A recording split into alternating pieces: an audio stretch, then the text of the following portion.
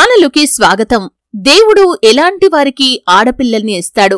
అబద్ధాలు ఆడేవారికి ఆడపిల్లలు పుడతారు అని అంటుంటారు. అది నిజమేనా? ఆడపిల్ల ఏ ఇంట్లో అయితే పుడుతుందో ఆ ఇంటి వారికి అది శుభమా లేకపోతే అశుభమా? ఈ పూర్తి వివరాలు అన్నీ కూడా ఈరోజు ఈ వీడియోలో వివరంగా తెలుసుకుందాం. వీడియోలోకి వెళ్లే ముందు మా చిన్న రిక్వెస్ట్ ఏంటంటే, ఇంతకు ముందు కనుక మా ఛానల్ని మీరు సబ్స్క్రైబ్ చేసుకోనట్లయితే సబ్స్క్రైబ్ చేసుకోండి. అలాగే పక్కనే ఉన్న గంట సింబల్ మీద ఆల్ అప్డేట్స్ ని క్లిక్ చేయండి. అప్పుడే మేము అప్లోడ్ చేసే ప్రతి వీడియోకి మీకు నోటిఫికేషన్ అనేది వస్తుంది. ఇక వివరాల్లోకి వెళ్తే కనుక, ప్రస్తుత రోజుల్లో కూడా టెక్నాలజీ ఇంత పెరిగినా కూడా చాలా చోట్ల ఆడపిల్ల పుట్టిందని భార్యను వదిలేయటం, ఆడపిల్లల్ని చంపేయటం మనం చూస్తూనే ఉన్నాం. దీని గురించి సోషల్ మీడియాలో అలాగే న్యూస్ ఛానల్స్ లో, న్యూస్ పేపర్స్ లో మనం చాలా రకాల వార్తలు వింటూనే ఉన్నాం. మగపిల్లవాడు పుడితే ఏదో అదొక అదృష్టమని, కాని ఆడపిల్ల పుడితే అరిష్టమని భావించేవారు చాలా మంది మన సమాజంలో ఉన్నారు. దాని గురించి మనం నిత్యం మన పరిసరాల్లో చాలా మంది వ్యక్తులను చూస్తూనే ఉంటాం. ఆడపిల్ల పుడితే అసలు ఈ ఆలోచన ఎందుకు వస్తుంది? ఇంట్లో ఆడపిల్ల పుడితే లక్ష్మీదేవి పుట్టినట్లే అని మన పెద్దవాళ్లు చెబుతూ ఉంటారు. అది నిజమేనా? ఎందుకలా చెబుతారు? అసలు ఎవరి ఇంట్లో ఆడపిల్ల పుడుతుంది అనే విషయాల గురించి ఇప్పుడు మనం తెలుసుకుందాం. ఎలాంటి పనులు చేయటం వల్ల వారి ఇంటికి కూతురి వల్ల సంపదలు లభిస్తాయి అని అర్జునుడు శ్రీకృష్ణుణ్ణి అడుగుతాడు. అప్పుడు శ్రీకృష్ణుడు అర్జునుడికి ఇలా చెప్పాడు: ఎవరి ఇంట్లో అయితే కూతురు పుడుతుందో వారు తమ పూర్వజన్మలో ఎన్నో పుణ్యకార్యాలు చేసి పుణ్యం సంపాదించారు. వారికి మాత్రమే తర్వాత జన్మలో ఆడపిల్లల్ని పొందే అదృష్టం కలుగుతుంది. అలాంటి వారికి ఆడపిల్లకు తల్లిదండ్రులుగా ఉండే అదృష్టం దక్కుతుంది. వారి ఇంటికి సకల సంపదలు దక్కుతాయి అని శ్రీకృష్ణుడు అర్జునుడు అడిగిన ప్రశ్నకు సమాధానంగా చెబుతాడు. వారి ఇంట్లో లక్ష్మీదేవి ఎప్పుడు ఉంటుంది? ఎవరైతే కూతురిని పెంచగల సామర్థ్యం ఉంటుందో వారికి మాత్రమే కూతురిని ఆ భగవంతుడు ప్రసాదిస్తాడు. ఒకసారి స్వామి వివేకానంద వైష్ణోదేవి దేవాలయం మెట్ల మీద వెళ్తున్నారు.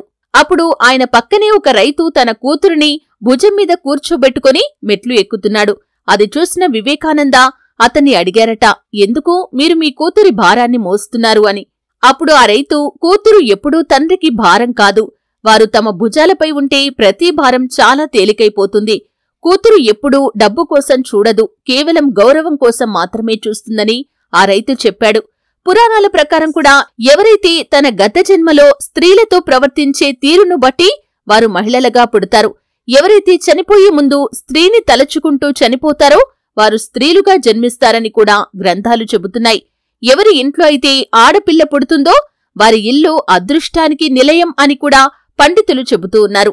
అలాగే ఆడపిల్లను కన్న తల్లిదండ్రులు కూడా చాలా రకాల జాగ్రత్తలు తీసుకోవాలి. ఇప్పటి పరిస్థితుల్లో తల్లిదండ్రుల్లో కూడా చాలా మార్పు వచ్చినట్లుగా మనం చూస్తూ ఉన్నాం.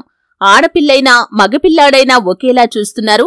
ఇది చాలా మంచి పరిణామమనే చెప్పుకోవాలి.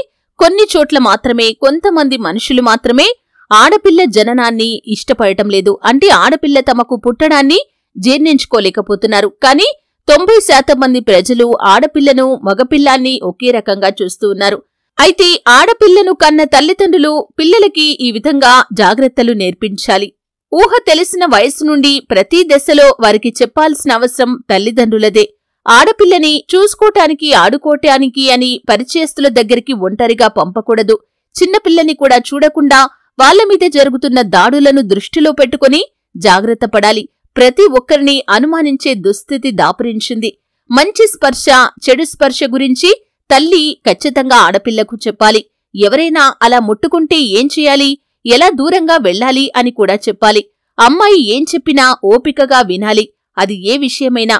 ఒకవేళ తనతో ఎవరైనా తప్పుగా ప్రవర్తిస్తే ఆ విషయం చెప్పి ప్రయత్నం చేస్తున్నప్పుడు వినకుండా తప్పు, అలా మాట్లాడకూడదు అని మాట దాటేస్తే ఇంకెప్పుడూ తను మీ దగ్గర ఏమీ చెప్పదు. అది చాలా ప్రమాదం.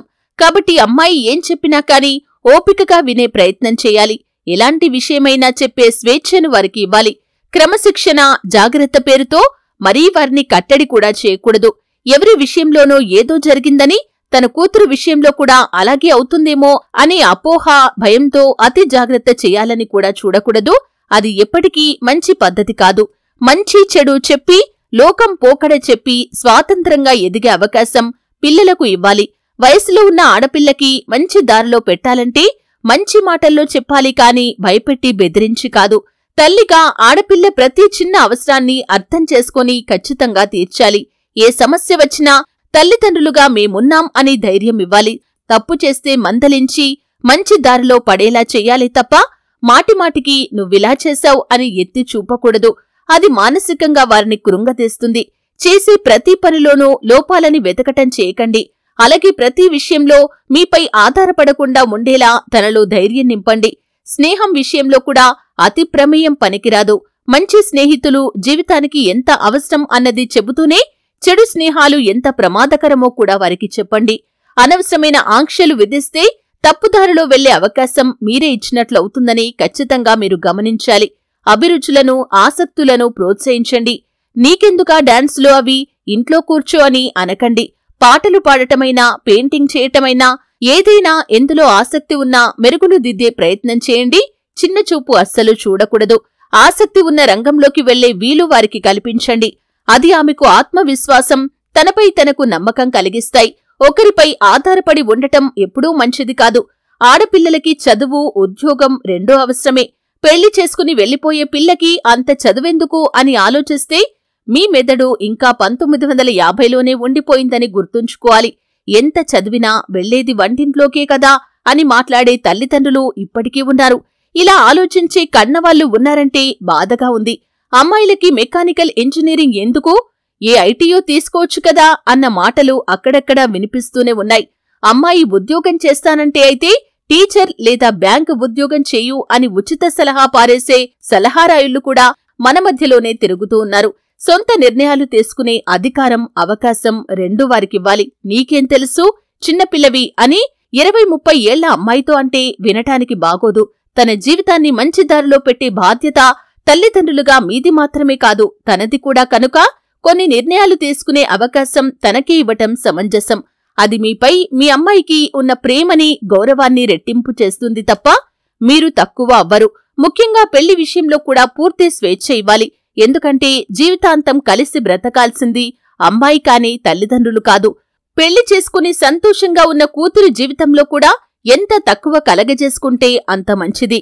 అతిగా కూతురి అత్తింటి విషయాల్లో తలదూర్చకపోవటమే శ్రేయస్కరం. ఏదైనా చెప్తే వినాలి తప్ప కోరి తెలుసుకుని తీర్మానాలు చేయాలని చూడకూడదు. ఒకవేళ ఆమెకి అక్కడ సమస్య ఏదైనా వస్తే అప్పుడు కలగజేసుకుని పరిష్కారం కోసం చూడాలి. అంతేకాని పెళ్లైన తర్వాత మాకు సంబంధం లేదు అని చెప్పటం, లేదా మెల్లిగా సర్దుకుపో అలవాటైపోతుంది అని చెప్పటం కూడా మంచి తల్లిదండ్రుల యొక్క లక్షణం అనిపించుకోదు. మాటలతో, సర్దుబాట్లతో సమసిపోని సమస్య అయితే ఎప్పుడూ నీకోసం నీ పుట్టిల్లు ఉంది, నిన్ను చూసుకోటానికి మేమున్నాం అని ధైర్యం చెప్పేంత పెద్ద మనసు ఆడపిల్ల తల్లిదండ్రులకి ఖచ్చితంగా ఉండాలి. అలాగే అబద్ధాలు ఆడితే ఆడపిల్లలు పుడతారు అనే సామెత మనం తరచుగా వింటూనే ఉంటాం. ఇది ఏమాత్రం నిజం కాదు. ఆడపిల్ల పుట్టుక అనేది భగవంతుడు మనకిచ్చిన ఒక వరమనే చెప్పుకోవాలి. ఆడపిల్ల జన్మ ఆ ఇంట్లో జరిగిందంటే సాక్షాత్తు ఆ శ్రీ మహాలక్ష్మీదేవి ఆ ఇంట్లోకి వచ్చిందని అర్థం చేసుకోవాలి. చూశారు కదండి, ఆడపిల్ల పుట్టుక ఎటువంటి ఇంట్లో జరుగుతుంది అంటే ఎటువంటి వారికి దేవుడు ఆడపిల్లల్ని ఇస్తాడు. అలాగే ఆడపిల్లల విషయంలో తల్లిదండ్రులు తీసుకోవాల్సినటువంటి జాగ్రత్తలు కూడా ఈరోజు ఈ వీడియోలో వివరంగా తెలుసుకున్నారు. వీడియో నచ్చితే ఖచ్చితంగా లైక్ చేయండి. మరిన్ని మంచి మంచి వీడియోల కోసం ఇప్పుడే మా ఛానల్ని సబ్స్క్రైబ్ చేసుకోండి.